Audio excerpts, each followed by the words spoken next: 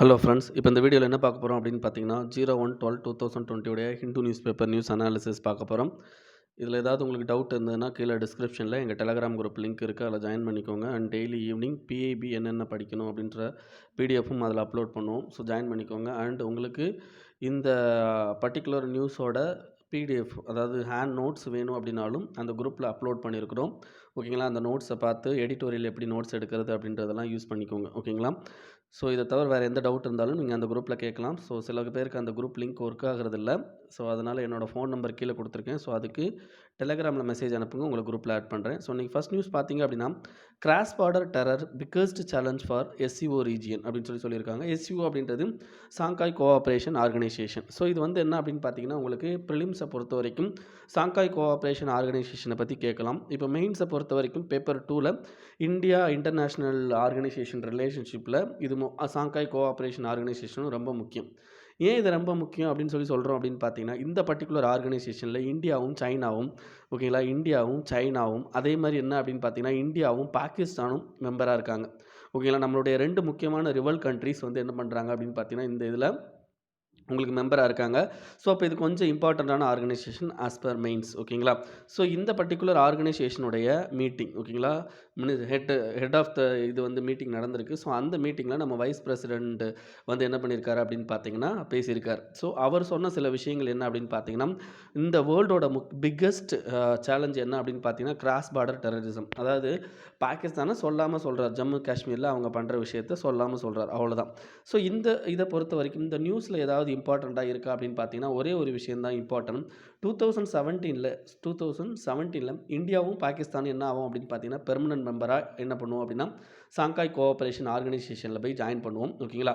So அந்த join பண்ணதுலேருந்து இப்போ தான் ஃபஸ்ட் டைமாக நம்ம என்ன பண்ணுறோம் அப்படின்னா, council of head of the government, ஓகேங்களா, எஸ்சிஓவுடைய council of head of the government அதோட மீட்டிங், ஓகேங்களா, மீட்டிங் வந்து நம்ம ஃபஸ்ட் டைமாக கண்டக்ட் பண்ணுறோம். ஸோ இது ஒன்று தான் வந்து என்ன அப்படின்னு பார்த்தீங்கன்னா, நீங்கள் இதிலேருந்து ஒரு பேசிக்காக தெரிஞ்சுக்க வேண்டியது. மற்றபடி என்னென்னா, prelims and mains point of வியூவில் நான் சொன்ன விஷயம் தான் தெரிஞ்சுக்கணும். இதை தவிர என்ன அப்படின்னு பார்த்தீங்கன்னா, உங்களுக்கு இந்த பர்டிகுலர் மீட்டிங் அப்போ என்ன பண்ணியிருக்காங்க அப்படின்னா, இந்த சாங்காய் கோஆப்ரேஷன் ஆர்கனைசேஷனில் இருக்க கிட்டத்தட்ட 8 கண்ட்ரிஸ் இருக்குது. இந்த 8 கண்ட்ரிஸ்க்குமே முக்கியமாக, ஓகேங்களா, இந்த 8 கண்ட்ரிஸ்க்குமே நல்லா தெரிஞ்சுக்கிட்டிங்கன்னா, எல்லாமே காமனாக இருக்கிற ஒரு இது என்ன அப்படின்னு பார்த்தீங்கன்னா, உங்களுக்கு புத்திசம். ஓகேங்களா, இந்த பர்டிகுலர் இதில் உங்களுக்கு புத்திசம் தான் வந்துடுனா காமன் ரிலீஜியன். ஸோ இந்த புத்திசம் வந்து என்ன பண்ணுறது அப்படின்னா, எல்லா கண்ட்ரிக்கும் வந்து எடுத்துரைக்கிறதுக்காண்டி இவங்க என்ன பண்ணியிருக்காங்க, ஒரு விர்ச்சுவல் மியூசியம் வந்து ஸ்டார்ட் பண்ணியிருக்காங்க. Virtual museum. ஸோ நேற்றுக்குள்ளே பிஐபியில் போயிட்டு நீங்கள் அந்த வெப்சைட் பார்த்தீங்கன்னா தெரியும் உங்களுக்கு. லைக் நீங்கள் போய் பார்க்குற மாதிரி இருக்கும். அந்த மியூசியம் வேணால் போய் பாருங்கள். ஓகேங்களா, ஆன்லைனில் டைரெக்டாக பார்க்க முடியும், வேணால் போய் பாருங்கள். இதை தவிர சாங்காய் கோஆப்ரேஷன் ஆர்கனைசேஷன் பற்றி டீட்டெயிலாக தெரிஞ்சுக்கணும் அப்படின்னா இந்த வெப்சைட்டில் போயிட்டு பாருங்கள். உங்களுக்கு அதை பற்றின டீட்டெயில்டான விஷயமும் இருக்கும். ஓகேங்களா? சரி, இதுக்கடுத்து என்னென்னா நம்ம டைரெக்டாக எடிட்டோரியல் போயிடலாம். ஃபஸ்ட் பேஜில் அவ்வளோதான். எடிட்டோரியலில் பார்த்திங்க அப்படின்னா, இது ரொம்ப இம்பார்ட்டண்ட்டான ஆர்டிக்கல். இப்போ நடந்துக்கிட்டு இருக்க ஃபார்மர்ஸோட அந்த பர்டிகுலர் ரோட் பிளாக்கேஜ் இதெல்லாம் வந்து என்னென்னா அதுக்கு ரிலேட்டடான ஆர்டிக்கல். ஓகேங்களா? ஸோ நமக்கு இதை வந்து என்ன அப்படின்னு பார்த்தீங்கன்னா, ப்ரிலிம்ஸ் பாயிண்ட் ஆஃப் வியூவில் எதில் கேட்கலாம் அப்படின்னு பார்த்தீங்கன்னா, அந்த பர்டிகுலர் ஃபார்மர்ஸ் ஆக்ட் அண்ட் ஆக்டில் உள்ள ப்ரொவிஷன்ஸை பற்றி கேட்கலாம். ஓகேங்களா? இந்த பர்டிகுலர் இதை பொறுத்த வரைக்கும் எதை பற்றி பேசியிருக்காங்க, இந்த ஓவரால் 3 ஃபார்ம் லாஸ் வந்து என்னென்னா நம்ம கண்ட்ரியில் இப்போ கொண்டு வந்திருக்காங்க. அதில் ஒரே ஒரு லாவை பற்றி மட்டும்தான் இவர் பேசுகிறார். அது என்ன லா அப்படின்னு பார்த்தீங்கன்னா, farmer produce trade and commerce act 2020. So இது என்ன அப்படின்னு பார்த்தீங்கன்னா, பேசிக்காக இந்த ஏபிஎம்சி, ஓகேங்களா, அக்ரிகல்ச்சர் ப்ரொடியூஸ் மார்க்கெட் கமிஷனை பற்றின விஷயம். ஸோ அதை பற்றி இவர் பேசியிருக்கார். ஸோ இந்த பர்டிகுலர் ஆக்டில் இருக்க ப்ரொவிஷன்ஸை பற்றி உங்கள்கிட்ட ப்ரிலிம்ஸில் கொஷின் கேட்கலாம். மெயின்ஸில் என்ன பண்ணுவாங்க அப்படின்னு பார்த்தீங்கன்னா, பேப்பர் 2ல் உங்களுக்கு கிரிட்டிசிசம் மாதிரி கேட்கலாம். ஏன்னா இதெல்லாம் வந்து என்ன அப்படின்னு பார்த்தீங்கன்னா, உங்களுக்கு பாலிசி ரிலேட்டட் விஷயம். ஸோ அதனால் பேப்பர் 2ல் கேட்கலாம். ஏன்னா பேப்பர் 3ல் தான் அக்ரிகல்ச்சர் வரும். பட் இருந்தாலும் பேப்பர் 2ல் பாலிசி இஷ்யூஸ் அப்படின்ற மாதிரியான விஷயங்கள்னால பேப்பர் 2ல் வரலாம். பேப்பர் 3லையும் வந்து என்னென்னா இதை பற்றி கேட்கலாம். பட் நீங்கள் எக்கனாமிக்கல் வைஸ் ஆன்சர் எழுத வேண்டியிருக்கும். ஓகேங்களா? சரி, ஓகே. இப்போ நம்ம இந்த ஆர்டிக்கலில் என்ன சொல்லியிருக்காங்க அப்படின்றத பார்க்கலாம். The perils of deregulated imperfect agri market. ஓகேங்களா? டீரெகுலேட்டட், இம்பர்ஃபெக்ட், இந்த 2 வார்த்தையும் முக்கியம். ஓகேங்களா? ரெகுலேட்டட் அப்படின்னா இதுக்கு முன்னாடி ரெகுலேட்டடாக இருந்துச்சு. ரெகுலேட்டட் அப்படின்றது என்ன அப்படின்னு பார்த்தீங்கன்னா, ஏபிஎம்சி அப்படின்ற மார்க்கெட் சொல்லுவாங்க. நீங்கள் கிராமத்து சைடு போய் பார்த்தீங்கன்னா மண்டி அப்படின்ற வார்த்தையை யூஸ் பண்ணியிருப்பாங்க. இந்த ஏபிஎம்சி அப்படின்றது என்னென்னா, agriculture produce market commission.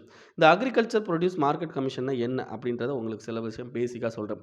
So நீங்கள் வந்து என்னென்னா இப்போ ஒரு வில்லேஜ் இருக்குது அப்படின்னு பார்த்தீங்கன்னா, அந்த வில்லேஜில் விளையிற பொருட்கள், ஃபார்மர்ஸ் வந்து விளைவிக்கிற பொருட்கள என்ன பண்ணுவாங்க அப்படின்னு பார்த்தீங்கன்னா, இந்த பர்ட்டிகுலர் இது வந்து மண்டின்னு சொல்லுவோம். லைக் மார்க்கெட், அவங்களோட மார்க்கெட்டு. ஸோ, அதில கொண்டு போய் என்ன பண்ணுவோம்னா, ஹோல்சேலா வந்து என்னன்னா, அங்க இருக்கிற ட்ரேடர்ட்ட வித்துட்டு வந்துருவாங்க. ஓகேங்களா? ஸோ, அந்த ட்ரேடருக்கு வந்து என்ன பண்ணுவாங்க அப்படின்னு அந்த ட்ரேடர் அவங்களுக்கு காசு குடுத்துருவாங்க. அதே மாரி என்னன்னா, அங்க ட்ரேடிங் இடத்துல வந்து என்னன்னா, ஏலம் நடக்கும். ஸோ, இந்த கத்தரிக்கானா இவ்வளோ, மூட்டைக்கு இவ்வளோ அப்படின்னு சொல்லி ஏலம் நடக்கும். ஸோ, அந்த ஏலத்தில அவங்களுடைய பொருட்கள வித்துட்டு வந்துருவாங்க. ஓகேங்களா? ஸோ, இதுதான் வந்து நார்மலா இப்போ நடந்துகிட்டு இருக்க ப்ராசஸ். பட் இந்த ஏபிஎம்சிக்கு போகணும் அப்படின்னா, நீங்க என்ன பண்ணணும் அப்படின்னா, சம் டாக்ஸ் வந்து நீங்க பே பண்ண வேண்டியிருக்கும். இந்த ஏபிஎம்சி மண்டியில போயிட்டு சம் டாக்ஸ் மட்டும் பே பண்ண வேண்டியிருக்கும். மத்தபடி வேற எதுவும் இருக்காது. ஸோ இதுதாங்க இப்ப இருக்கிற இது. ஸோ இப்ப கொண்டு வந்திருக்கிற இந்த ஆக்ட் படி என்ன பண்ணியிருக்காங்க அப்படின்னா, இது வந்து ரெகுலேட்டட். ஏன்னா இது கவர்மெண்ட்டுக்கு கீழ வர்ற ஒரு விஷயம். ஸோ இது வந்து ரெகுலேட்டட். இப்ப என்ன பண்ணியிருக்காங்க அப்படின்னு பார்த்தீங்கன்னா, இந்த பர்ட்டிகுலர் ஆக்ட் ஓகேங்களா? Farmers produce trade and commerce act 2020ல இந்த ஏபிஎம்சிக்கு பதிலா ஓகேங்களா? ஏபிஎம்சிக்கு பதிலா என்ன பண்ணலாம் அப்படின்னா, வெளிய டீரெகுலேட்டட் பிரைவேட் மார்க்கெட்ட வந்து கிரியேட் பண்ணிக்கலாம். டீரெகுலேட்டட் பிரைவேட் மார்க்கெட்ட கிரியேட் பண்ணிக்கலாம். அந்த மார்க்கெட்ல வந்து ஃபார்மர்ஸ் வந்து தங்களுடைய ப்ராடக்ட்ட என்ன பண்ணலாம் அப்படின்னு பார்த்தீங்கன்னா, சேல் பண்றதுக்கான பர்மிஷன வந்து என்ன பண்ணியிருக்காங்க அப்படின்னா, கவர்மெண்ட் குடுத்துருக்காங்க. ஓகேங்களா? ஸோ இதுதான் வந்து என்னன்னா, இப்போ நம்ம டீரெகுலேட் பண்ணியிருக்குது. அப்ப இந்த டீரெகுலேட் பண்ணதுல என்னென்ன பிரச்சனைகள் அப்படின்றது தான் இந்த ஆர்டிக்கிள்ல தெளிவாவே எடுத்து சொல்லியிருப்பார். ஓகேங்களா? ஸோ இது வந்து ரொம்ப முக்கியன்றதுனால இதோட நோட்ஸ் வந்து குரூப்ல போட்டிருப்பேன். போய் பாருங்க. ஓகேங்களா? சரி பார்க்கலாம் இப்ப நம்ம. இப்ப முக்கியமா எக்ஸிஸ்டிங் மண்டியில இருக்க இஷ்யூ என்ன அப்படின்னு பார்த்தீங்கன்னா, 2 இஷ்யூ இருக்குங்க. ஒண்ணு வந்து என்னன்னா, லெஸ் நம்பர் ஆஃப் மண்டீஸ் ஓகேங்களா? Less number of mandis.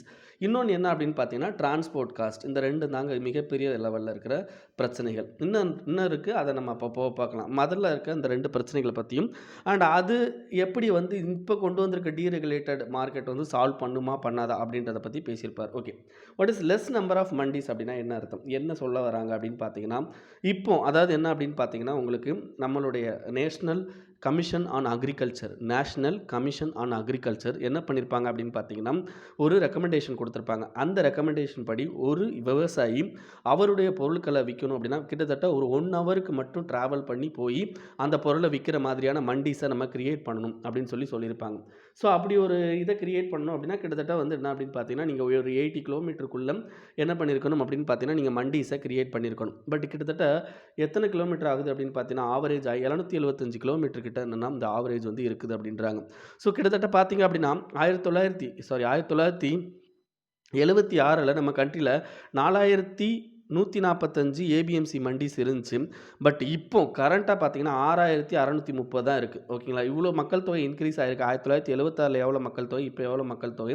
So இதில கிட்டத்தட்ட பார்த்தீங்க அப்படின்னா, கிட்டத்தட்ட ஒரு 1000 தான் ஒரு 1500 கிட்ட தான் என்ன ஆயிருக்கு அப்படின்னு பார்த்தீங்கன்னா, இன்கிரீஸ் ஆயிருக்கு.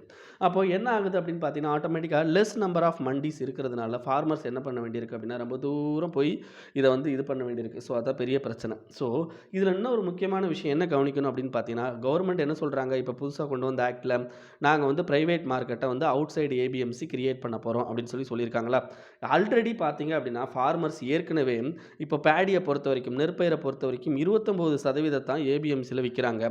கிட்டத்தட்ட 44% தான் என்ன பண்றாங்க அப்படின்னு பார்த்தீங்கன்னா, உங்களுக்கு இந்த 44% ஆஃப் கோதுமை தான் ஏபிஎம்சில விக்கிறாங்க. மத்த எல்லாத்தையுமே வந்து என்னன்னா, வெளியில மார்க்கெட்ல தான் வித்துக்கிட்டு இருக்காங்க இன்னமும்.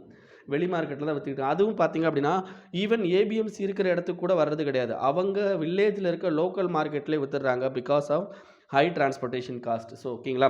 ஸோ அப்போ இந்த மாதிரி வந்து என்ன ஏற்கனவே வந்து அந்த பிரைவேட் மார்க்கெட் இருக்கத்தான் செய்யுது. இன்னும் நெறையா ஸ்டேட்ல வந்து இந்த பிரைவேட் மார்க்கெட்ட வந்து அலோவும் பண்ணியிருக்காங்க. ஸோ அப்படி இருக்கிறப்போ இந்த புதுசா கொண்டு வர பிரைவேட் மார்க்கெட் எந்த அளவுக்கு யூஸ்ஃபுல்லா இருக்கும் அப்படின்ற ஒரு கொஸ்டின் மார்க்கும் இதில வச்சிருக்காங்க. ஓகேங்களா? இதான் ஃபர்ஸ்ட். நெக்ஸ்ட் பார்த்தீங்க அப்படின்னா transportation cost. Okay. Transportation cost அப்படின்ற பொறுத்தவரைக்கும் நான் ஆல்ரெடி சொன்ன மாரி இந்த ஏபிஎம்சியோட அந்த லென்த் அப்படின்றது ரொம்ப தூரமா இருக்கு. அப்ப ரொம்ப தூரமா இருக்கிற பட்சத்தில என்ன ஆகுது அப்படின்னு பார்த்தீங்கன்னா, உங்களுக்கு அதிகமான தூரம் டிராவல் பண்ணி போக வேண்டியிருக்கு. சரி இந்த டிராவலிங்க தடுக்கிறதுக்கு பிரைவேட் மார்க்கெட் வந்து நெறையா வந்து இன்ஃப்ராஸ்ட்ரக்சர கிரியேட் பண்ணிடுவாங்களா? நெறையா வந்து மார்க்கெட்ட வந்து என்னன்னா, அப்படியே பக்கத்துல வந்து கிரியேட் பண்ணிருவாங்களான்னா, அப்படி பண்ண போறது கிடையாது. அப்போ ஆட்டோமேட்டிக்கா அதே டிரான்ஸ்போர்டேஷன் காஸ்ட் தான் மெயின்டெயின் ஆக போகுது. அப்போ what is the use of bringing new private market அப்படின்றது தான் இதில கேட்குறாங்க. ஓகேங்களா? சரி நெக்ஸ்ட் அடுத்த ஒரு பிரச்சனை என்ன சொல்றாரு அப்படின்னு பார்த்தீங்கன்னா, டிரான்சாக்ஷன் காஸ்ட்டுங்க. டிரான்சாக்ஷன் காஸ்ட் அப்படின்றது என்ன? ஓகேங்களா? டிரான்சாக்ஷன் காஸ்ட் அப்படின்றது நல்லா தெரிஞ்சுக்கோங்க. இப்போ பிரைவேட் மார்க்கெட்ல ஒரு ப்ராடக்ட்ட கொண்டு போய் விக்க போறாங்க அப்படின்னா, ஒரு ப்ராடக்ட்ட கொண்டு போயிட்டு நம்ம ஃபார்மர் விக்க போறாரு அப்படின்னா, there will be a transaction cost. 2 பேருக்கு இடையில வந்து அந்த எக்ஸ்சேஞ்ச் அப்போ ஒரு காஸ்ட் அக்கர் ஆகும். That is called transaction cost. ஓகேங்களா? இந்த டிரான்சாக்ஷன் காஸ்ட் வந்து இட் மேபி ஹையரா தான் இருக்க போகுது. ஏன்னா பிரைவேட்ல கொண்டு போய் நம்ம ஆல்ரெடி சேல் பண்ணும்போது, அப்ப என்ன ஆகும் அப்படின்னா, அவனுக்குன்னு ஒரு ரூல்ஸ் அண்ட் ரெகுலேஷன் அவன் கிரியேட் பண்ணி வச்சிருப்பான். அப்ப அந்த இதுல என்ன ஆயிடும் அப்படின்னா, டிரான்சாக்ஷன் காஸ்ட் அதிகமா தான் ஆயிடும். அப்போ இந்த டிரான்சாக்ஷன் காஸ்ட்டோட நம்ம ஏபிஎம்சி மண்டிக்கு டாக்ஸ் பே பண்ணணும்னு சொன்னோம்ல, அதை ஈக்குவலைஸ் பண்ணும்போது ஏபிஎம்சி மண்டியோட டாக்ஸ் வந்து ரொம்ப குறைவா இருக்கிறதுக்கு தான் சான்சஸ் இருக்கு அப்படின்னு சொல்றாங்க. இதை தவிர ஏபிஎம்சி மண்டி தனக்கு வர டாக்ஸை வேறு நல்ல காரியங்களுக்கு யூஸ் பண்ணுறாங்க. லைக் வந்து நிறைய இன்ஃப்ராஸ்ட்ரக்சர் கிரியேட் பண்ணுது. லைக் ரோடு போடுறது, ரூரல் ஏரியாவில் வந்து மெடிக்கல் அண்ட் வெட்டினரி டிஸ்பென்சரிஸை வந்து இது பண்ணுறது, ட்ரிங்கிங் வாட்டர் சப்ளை. ஸோ இந்த மாதிரி நிறைய ஒர்க்குகளை வந்து பண்ணுறாங்க. அப்போ என்ன ஆகுது அப்படின்னா, ஆட்டோமேட்டிக்காக ஏபிஎம்சிக்கான முக்கியத்துவம் போனதுக்கப்புறம் என்ன ஆகிடும் அப்படின்னா, அந்த ப்ரைவேட் மார்க்கெட் என்ன பண்ண மாட்டாங்க அப்படின்னா, இந்த மாதிரி பப்ளிக் அஃபேர்ஸ் ரிலேட்டான விஷயங்கள் பார்க்க போகிறது இல்லை அப்படின்னு சொல்கிறாங்க. ஓகேங்களா? ஸோ இது அடுத்து நெக்ஸ்ட் முக்கியமானது பார்த்தீங்கன்னா எம்எஸ்பி. ஏன் எம்எஸ்பியை பற்றி அடுத்து பேசுகிறாங்க அப்படின்னா, இப்போ இருக்கிற ஃபார்மர்ஸோட முக்கியமான கோரிக்கையே வந்து என்னென்னா, இந்த மாதிரி பிரைவேட் மார்க்கெட் நீங்கள் அரேஞ்ச் பண்ணுறது என்னென்னா, எம்எஸ்பியை வந்து நீங்கள் டெலீட் பண்ணுறதுக்கு தான் ட்ரை பண்ணிக்கிட்டு இருக்கீங்க அப்படின்னு சொல்கிறாங்க. அவங்க பயப்படுறதுலையும் இது இருக்குங்க. ஏன்னா இதுக்கு முன்னாடி கவர்மெண்ட் நிறையா வச்சுருந்த கமிஷன், என்னென்ன கமிஷன் பாருங்கள். கவர்மெண்ட் வச்சுருந்த கமிஷன், முக்கியமான ஒரு கமிஷன், நிறையா கமிஷனில் முக்கியமான ஒரு கமிஷன். அது என்ன கமிஷன் அப்படின்னா பார்த்தீங்கன்னா, சிஏசிபி அப்படின்னு சொல்லுவாங்க. Cost and agriculture produce commission அப்படின்னு சொல்லுவாங்க. ஸோ அந்த கமிஷன், ஓகேங்களா, அந்த கமிஷன் ஆல்ரெடி என்ன ரெக்கமெண்ட் பண்ணியிருக்காங்க அப்படின்னு பார்த்தீங்கன்னா, இந்த எம்எஸ்பியை வந்து என்ன பண்ணணும் அப்படின்னு பார்த்தீங்கன்னா, ரிமூவ் பண்ணணும் அப்படின்னு சொல்லியிருக்காங்க. எம்எஸ்பியை ரிமூவ் பண்ணணும்னு சொல்லியிருக்காங்க. ஓகேங்களா? இது ஒரு ஃபஸ்ட்டு. செகண்ட், ஆல்ரெடி வந்து என்னென்னா, இவங்க எம்எஸ்பிக்கு ஒரு காஸ்ட் ஃபிக்ஸ் பண்ணுறாங்க பார்த்தீங்களா, அதை C2 ப்ரொடக்ஷன் காஸ்ட்டுன்னு சொல்லுவாங்க. ஸோ அந்த காஸ்ட் வந்து என்னென்னா எபவ் 50% ப்ராஃபிட்டோடு இருக்கணும் அப்படின்னு ஏற்கனவே ஃபார்மர்ஸ் கேட்டுக்கிட்டு இருக்காங்க. பட் இவங்க ஃபிக்ஸ் பண்ணுறது அந்த அளவுக்கு என்னென்னா ஃபிக்ஸ் பண்ணுறது இல்லை. இதுக்கடுத்து முக்கியமாக வந்து என்னென்னா, இந்த எம்எஸ்பி இப்போ ஃபிக்ஸ் பண்ணுறாங்க பார்த்தீங்களா, இந்த எம்எஸ்பி வந்து என்னென்னா கிட்டத்தட்ட அது எம்எஸ்பியோட அந்த இன்க்ரீஸிங் சொல்கிறாங்கல்ல, இப்போ இதுக்கு முன்னாடி ஒரு ரூ. 100 எம்எஸ்பி போட்டாங்கன்னா இப்போ ரூ. 110. ஸோ இந்த மாதிரியான எம்எஸ்பியோட இன்க்ரீஸ் அப்படின்றது வெரி ஸ்லோ ரேட்டில் தான் போய்கிட்டு இருக்கு. பட் அந்த ப்ராடக்ட்டை தயாரிக்கிறதுக்கான அந்த விவசாயி அந்த ப்ராடக்ட்டை தயாரிக்கிறதுக்கு ஆகிற transportation cost, labour cost, input cost இதெல்லாம் ரொம்ப அதிகம். ஸோ இதையுமே அவங்க தர மாட்டேங்கிறாங்க. அப்போ இந்த மாதிரியான நெகட்டிவ் விஷயத்தெல்லாம் வச்சுக்கிட்டு என்ன ஆகும் அப்படின்னு பார்த்தீங்கன்னா, உங்களுக்கு அகெயின் யார் அதிகமாக பாதிக்கப்படுவாங்க அப்படின்னு பார்த்தீங்கன்னா, ஃபார்மர்ஸ் தான் அதிகமாக பாதிக்கப்படுவாங்கன்னு சொல்கிறேன். எனிவே எம்எஸ்பியை வந்து கவர்மெண்ட் விட்டு கொடுக்க மாட்டாங்க. ஏன்னா கண்டிப்பாக வந்து கவர்மெண்ட் என்ன பண்ணணும் அப்படின்னு பார்த்தீங்கன்னா, மினிமம் பஃபர் ஸ்டாக்னு சொல்லிட்டு ஃபுட் கார்பரேஷன் ஆஃப் இந்தியாவில் பஃபர் ஸ்டாக் மெயின்டைன் பண்ணணும். அதனால் எம்எஸ்பி அனௌன்ஸ் பண்ணுவாங்க. பட் அந்த எம்எஸ்பி வந்து அந்த அளவுக்கு எஃபெக்டிவாக இருக்காது. ஏன்னா இப்போவே அந்த எம்எஸ்பி வந்து அந்த அளவுக்கு எஃபெக்டிவாக இல்லை. அப்போ ஃபியூச்சரில் இன்னை விட மோசமாக போகிறதுக்கான வாய்ப்பு இருக்குன்றார். சரி, இவர் வந்து என்ன பண்ணுறாரு அப்படின்னா, சஜஷனும் கொடுக்குறாரு. ஒரு 2 சஜஷன் முக்கியமாக கொடுக்குறாரு. ஃபஸ்ட்டு என்ன அப்படின்னு பார்த்தீங்கன்னா, மண்டியோட இன்ஃப்ராஸ்ட்ரக்சரை எக்ஸ்பேண்ட் பண்ணுறது. மண்டியோட இன்ஃப்ராஸ்ட்ரக்சரை எக்ஸ்பான்ஷன், அதாவது மண்டியை வந்து என்ன அதிக மண்டியை வந்து கிரியேட் பண்ணுறது. அதிக மண்டியை கிரியேட் பண்ணும்போதே நம்ம என்ன பண்ணணும் அப்படின்னா, யூனிவர்சல் பப்ளிக் டிஸ்ட்ரிபியூஷன் சிஸ்டத்தையும் கொண்டு வரணும் அப்படின்னு சொல்கிறாரு. இதை தவிர நீங்கள் அதிகமாக மண்டி இன்க்ரீஸ் பண்ணது மட்டும் இல்லாமல் அதில் இன்டர்னல் ரிஃபார்மும் கொண்டு வரணும். ஓகேங்களா? இன்டர்னல் ரிஃபார்ம் அப்படின்றதும் கொண்டு வரணும் அப்படின்னு சொல்கிறாங்க. லைக் என்னென்னா, நேஷ்னல் நாம் கொண்டு வாங்க, எலக்ட்ரானிக் நேஷனல் அக்ரிகல்ச்சர் மார்க்கெட் கொண்டு வாங்க. அதே மாதிரி வந்து என்ன அப்படின்னு பார்த்தீங்கன்னா, இந்த டேக்ஸ் ரிலேட்டட் விஷயங்களை லெவி பண்ணுறதும் ஒரு சிங்கிள் மார்க்கெட்டை வச்சு லெவி பண்ணுங்க அப்படின்ற மாதிரி சஜஷனும் கொடுத்துருக்காரு. ஸோ இதுக்கான நோட்ஸ் வந்து குரூப்பில் இருக்குது, பார்த்துக்கோங்க. ஓகேங்களா? அவ்வளோதான். Next misguided policy that cuts deep into patients safety. So இதுவும் பேப்பர் 2ல் பொறுத்த வரைக்கும் வரலாம். நம்ம ஏற்கனவே இந்த எடிட்டோரியலை பற்றி இதுக்கு முன்னாடியே பேசியிருக்கோம். என்னென்னா, ஆயுர்வேதிக் படித்த அந்த பீப்புள் வந்து என்ன அப்படின்னு பார்த்தீங்கன்னா, சர்ஜரி பண்ணுறதுக்கான பர்மிஷன் கொடுக்குறது. ஸோ கவர்மெண்ட் வந்து இந்த மாதிரியான பர்மிஷன் கொடுத்துருக்காங்க. அதுக்கு அகெயின்ஸ்டாக அந்த ஆர்டிக்கல் பேசியிருக்காரு. ஸோ இந்த ஆர்டிக்கல் என்ன சொல்கிறாரு அப்படின்னு பார்த்தீங்கன்னா, பர்டிகுலராக அந்த சர்ஜரி அப்படின்றது என்ன அப்படின்னு பார்த்தீங்கன்னா, ஒரு நார்மல் விஷயம் கிடையாது. ஓகேங்களா? ஏற்கனவே இப்போ யூஎஸில் பார்த்தீங்க அப்படின்னா, கிட்டத்தட்ட வருஷத்துக்கு 4000 சர்ஜிக்கல், ஓகேங்களா, 4000 சர்ஜிக்கல் எரர் ஆகுது அப்படின்றாங்க. அப்போ அந்த மாதிரி ஒரு டெவலப்டான கண்ட்ரியில் கூட 4000 சர்ஜிக்கல் எரர் ஆகும்போது, நம்ம மாதிரிக்கான கண்ட்ரியில் அதுவும் ஆயுர்வேதாவுக்கு அந்த மாதிரியான ஒரு நாலேஜே கிடையாது. அவங்க என்னென்னா எக்ஸ்ட்ரா கோர்ஸ் எடுத்து அதை படிச்சுக்கிறாங்க. அப்போ இந்த மாதிரி பீப்புளை நம்ம சர்ஜிக்கல் பண்ண விடும்போது இட் கோஸ் ராங் அப்படின்னு சொல்கிறாரு. ஏன்னா ஒரு சர்ஜரி பண்ணுற நார்மல் டாக்டர், ஓகேங்களா, நார்மலாக ஒரு சர்ஜரி பண்ண போகிற டாக்டருக்கு என்னென்னா, he need a guidance from a learned. Already வந்து என்னென்னா அதிகமாக படித்து அதிகமாக எக்ஸ்பீரியன்ஸ் ஆனவங்கன்ற வந்து என்ன பண்ண வேண்டியிருக்கும் அப்படின்னு பார்த்தீங்கன்னா, உங்களுக்கு லேர்னிங் தேவைப்படும் ஃபஸ்ட்டு. செகண்ட் என்ன அப்படின்னு பார்த்தீங்கன்னா, இந்த பர்டிகுலர், அதாவது இந்த விஷயத்தை பொறுத்த வரைக்கும் காமனாக என்ன சொல்லுவாங்க அப்படின்னு பார்த்தீங்கன்னா, சர்ஜரி பண்ணுறது அப்படின்னு பார்த்தீங்கன்னா வெறும் நார்மலாக ஸ்கில்லை மட்டும் பொறுத்தது கிடையாது. நார்மலான ஸ்கில்லை மட்டும் பொறுத்தது கிடையாது. அந்த சர்ஜரி பண்ணவருடைய டிஃபிகல்ட் மைண்ட், அதாவது அட்வான்ஸ்டு மைண்டையும் பொறுத்தது. ஏன்னா நார்மலாக நம்ம பாடியை டிசெக்ட் பண்ணி அதுக்குள்ளே இருக்கிற எல்லா பார்ட்ஸை பற்றியும் நமக்கான விளக்கம் வந்து தெளிவாக இருக்கணும். ஸோ அப்படி இருக்கிற பட்சத்தில் தான் என்ன ஆகும் அப்படின்னு பார்த்தீங்கன்னா நமக்கான பெட்டர் இது கிடைக்கும். Already we have a consumer production ஆக்டில் என்ன இருக்கும் அப்படின்னு பார்த்தீங்கன்னா மெடிக்கல் ப்ராக்டிஸ்னருடைய ஹை குவாலிட்டியை பற்றி பேசியிருப்பாங்க. அப்போ இந்த பர்டிகுலர் ஹை குவாலிட்டி வந்து என்ன, இந்த ஆயுர்வேதா மெடிசனில் கிடைக்கிறது கஷ்டம் அப்படின்னு சொல்லியிருக்காங்க. ஸோ இதை தவிர என்ன அப்படின்னு பார்த்தீங்கன்னா உங்களுக்கு வெறுமனையாக நாலேஜை மட்டும் எதுவுமே பண்ண முடியாது. இந்த சர்ஜரியை பொறுத்த வரைக்கும் நாலேஜ் மட்டும் அப்படின்றது ஒரு சிங்கிள் பாயிண்ட் இது கிடையாது. So they need a graduate training and again training அப்படின்றது ரொம்ப ரொம்ப இம்பார்ட்டன்ட் அப்படின்னும் இந்த இதில் சொல்லியிருக்காங்க. ஸோ இதாங்க இதில் சொல்ல வர்ற விஷயம். ஓகேங்களா? ஸோ இதை மட்டும் தெரிஞ்சால் போதும், ரொம்ப டீப்பாக போக தேவையில்லை. Next, person address public information. பர்சனுடைய அட்ரஸ் வந்து பப்ளிக் இன்ஃபர்மேஷனா அப்படின்னா என்ன அர்த்தம் அப்படின்னா, ஒரு பர்சனுடைய அட்ரஸ் இப்போ நம்ம வந்து என்ன அப்படின்னு பார்த்தீங்கன்னா ஒரு எக்ஸாம்பிளுக்கு சொல்லணும். இப்போ நம்மளுடைய ஓட்டர் ஐடிங்க, ஓகேங்களா? ஓட்டர் ஐடியில் நிறைய இன்ஃபர்மேஷன் இருக்கும். ஒரு எக்ஸாம்பிளுக்கு நீங்கள் எடுத்துக்கோங்க, டெலிஃபோன் டைரக்டரி எல்லாரும் பார்த்துருப்போம். ஓகேங்களா? டெலிஃபோன் டைரக்டரி எல்லாரும் பார்த்துருப்போம். இந்த எல்லோ பேஜஸ்ன்னு இருக்குது பார்த்தீங்களா? இந்த டெலிஃபோன் டைரக்டரி வந்து என்னென்னா ஒவ்வொரு கடைகள்லையுமே இருக்கும். பார்த்துருந்தீங்கன்னா தெரிஞ்சிருக்கும். இந்த டெலிஃபோன் டைரக்டரியில் என்ன இருக்கும் அப்படின்னு பார்த்தீங்கன்னா ஒரு பர்டிகுலர் பர்சன் டெலிஃபோன் வாங்கியிருக்காரு பார்த்தீங்களா? அந்த பர்டிகுலர் பர்சனுடைய பேர், ஓகேங்களா, அவருடைய வீட்டு அட்ரஸ் அண்ட் அவருடைய ஃபோன் நம்பர், இது எல்லாமே டீட்டெயிலாக இருக்கும். அப்போ இந்த மாதிரி வந்து என்னென்னா ஒரு பர்சனுடைய அட்ரஸை ஒரு நார்மல் புக்கில் வெளியிட்டு பப்ளிக் இன்ஃபர்மேஷனாக கொடுக்கறது அப்படின்றது சரியா அப்படின்றது தான் இந்த ஆர்டிக்கலை பற்றி பேசியிருக்காங்க. இதில் நீங்கள் அப்படியே புரிஞ்சுக்க வேண்டியது ரைட் டு ப்ரைவேசியை பற்றி பேசியிருக்காங்க அப்படின்றது தான். ஓகே, இது எதுக்காண்டி இந்த ஆர்டிக்கல் இப்போ எழுதியிருக்காரு அப்படின்னு பார்த்தீங்கன்னா உங்களுக்கு ஒரு ஆக்டிவிஸ்ட் அப்படின்றவர், போராடுறவர். ஓகேங்களா? அவரும் முக்கியமாக எதுக்கு போராடிக்கிட்டு இருக்காரு அப்படின்னு பார்த்தீங்கன்னா இப்போ இருக்கிற கவர்மெண்ட்டுடைய தவறுகளுக்கு அகெயின்ஸ்டாக வந்து என்ன பண்ணிக்கிட்டு இருக்காரு அப்படின்னு பார்த்தீங்கன்னா போராட்டம் நடத்திக்கிட்டு இருக்காரு.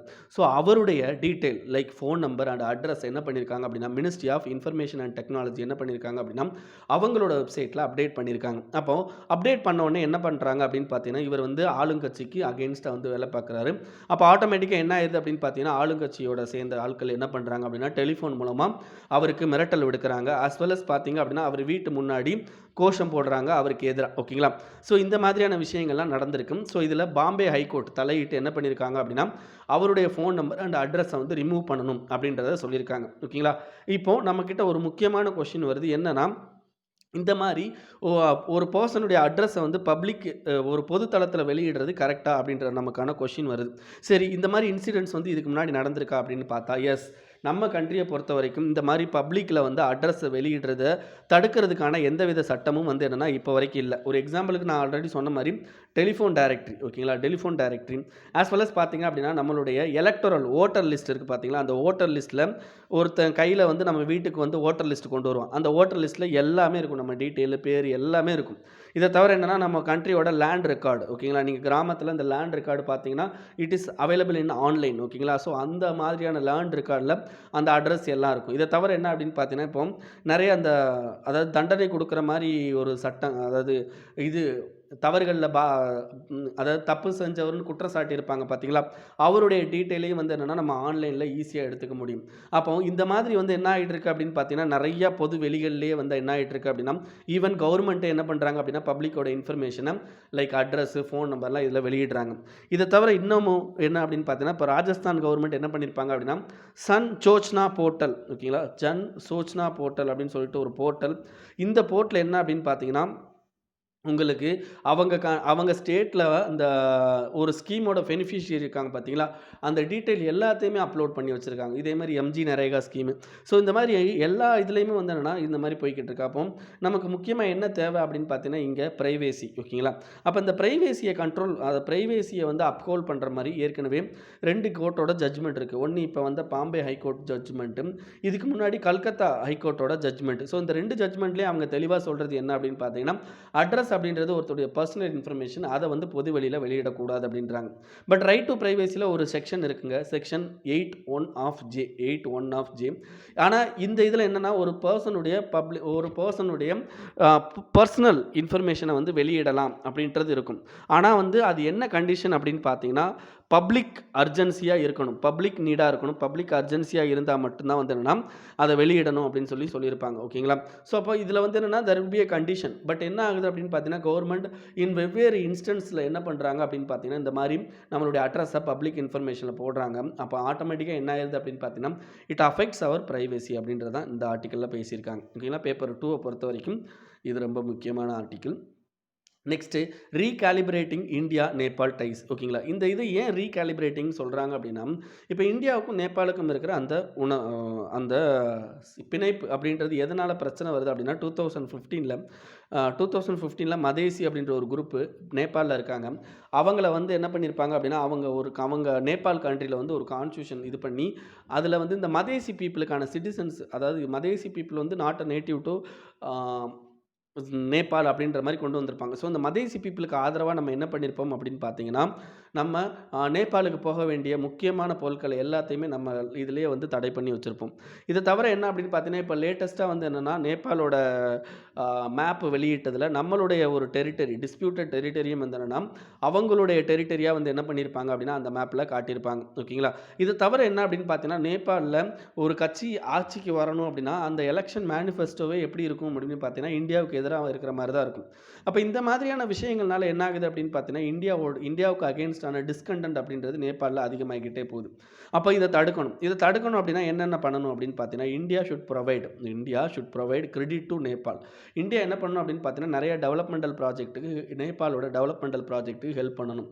இப்போவும் பண்ணிக்கிட்டு தான் இருக்காங்க. பட் அந்த அளவுக்கு எஃபெக்டிவாக வந்து என்னென்னா, அது வந்து மக்கள்கிட்ட போய் சேரலைன்றாங்க. ஏன்னா மற்ற கண்ட்ரிலாம் வந்து என்னென்னா, அந்த டெவலப்மெண்டல் ப்ராஜெக்டில் கவர்மெண்ட்டோட டெவலப்மெண்ட் ப்ராஜெக்டில் டைரக்ட் கான்ஸ்டியூட் பண்ணுறாங்க. பட் நம்ம அந்த அளவுக்கு இல்லை அப்படின்றாங்க. இதை தவிர 2வது முக்கியமானது சைனா. ஓகேங்களா? சைனா வந்து என்ன பண்ணுறாங்க அப்படின்னு பார்த்தீங்கன்னா, நிறையா ரிசல்ட் ஓரியன்டட் ப்ராஜெக்ட்ஸ் வந்து நிறையா அங்கே பண்ணுறாங்க. அப்போ ஆட்டோமேட்டிக்காக என்ன ஆகுது அப்படின்னு பார்த்தீங்கன்னா, டுவர்ட்ஸ் சைனா வந்து அந்த பீப்புளுடைய அந்த எண்ணம் அப்படின்றது பாசிட்டிவ் ஆகிக்கிட்டே போகுது அப்படின்றாங்க. இதை தவிர 3வது, நம்ம கண்ட்ரிக்கும் அவங்க கண்ட்ரிக்கும் இருக்கிற முக்கியமான கனெக்ஷன் அப்படின்னா பீப்புள் டு பீப்புள் டைஸ். ஓகேங்களா? People to people connection. நம்ம கண்ட்ரிலேருந்து என்ன பண்ணியிருக்காங்க அப்படின்னா, கிட்டத்தட்ட நிறைய பேர் அங்கே போய் வேலை பார்க்குறாங்க. கிட்டத்தட்ட $3 பில்லியன் அளவுக்கு நம்ம கண்ட்ரிக்கு என்ன வருது அப்படின்னு பார்த்தீங்கன்னா, ரெமிட்டன்சஸ் வருது. எங்கேருந்து? நேபாளிலேருந்து. அதேமாரி நேபாளோட நேஷனல்ஸ் வந்து என்ன பண்ணுறாங்கன்னா, இந்தியாவில் நிறைய இடத்துல வேலை பார்த்துக்கிட்டு இருக்காங்க. அவங்களுக்கு வீசாலாம் தேவையில்லை. அப்போ இந்த மாதிரி வந்து மக்கள் டு மக்கள் கனெக்ஷன்ஸ் நல்லா இருக்குது.